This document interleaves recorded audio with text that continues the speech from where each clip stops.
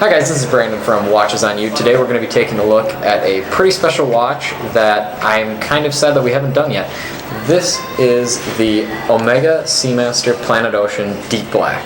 Let's drop down to the inspection pad and we can get a closer look at the individual details of this watch.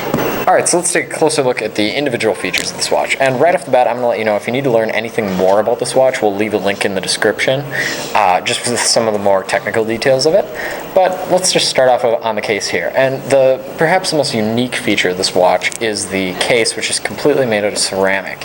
And it's actually entirely brushed. A lot of times when you see a ceramic case, it's got like mirror finish, although it's like a black mirror finish to it, unless it's a white ceramic, obviously. But they did a really nice, good job finishing this watch overall. The entire thing is polished, is brushed, sorry, as I said, and that just kind of adds to the sporty nature of this watch, because sports watches tend to be more, I'd say, brushed than polished, and this actually includes the bezel, which is also polished, and Omega has their signature, perhaps a very interesting thing about this bezel is that Omega has a technology where they're able to put lume inside the bezel, and you can kind of get a grasp of how they did that. It's sort of like they filled it with their lume on this blue part here, so like if you put it in the dark, this entire blue part on the bezel will glow, and that's pretty unique compared to other watches, especially dive watches. And obviously you have the lume pip up here, so you're still going to have that. That's not unique for dive watches, but that'll just help you find when you need to, when you're running out of air easier. Moving on to the case back, you can see the Omega caliber 8906 movement, which is beautifully finished. Like all their other coaxial movements, it's got this kind of sunburst design to it, and it looks absolutely exquisite. So, moving on to the strap and buckle, Omega's leather straps are absolutely fantastic. They do an excellent job with both comfort and style. It's got kind of a, well, actually on the outside of this strap, it's completely made out of canvas, which adds a little bit of durability and also adds to the sporty look, because it kind of looks like carbon fiber, but obviously it isn't, it's canvas.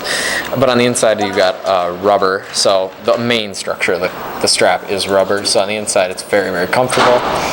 The clasp is like a brushed steel and very durable, very high quality feeling in its closing nature. I know that sort of on video it kind of looks as if it's sort of wireframed and not very, like, it looks like it could have been broken if it weren't made properly, but they definitely do make it properly, and it's extremely durable, very robust, and looks absolutely fantastic. So going on to the features of this watch. So this watch has a GMT feature, and as you can see, it's got that blue hand. Now that's the GMT hand, so you can track other time zones or whatever. And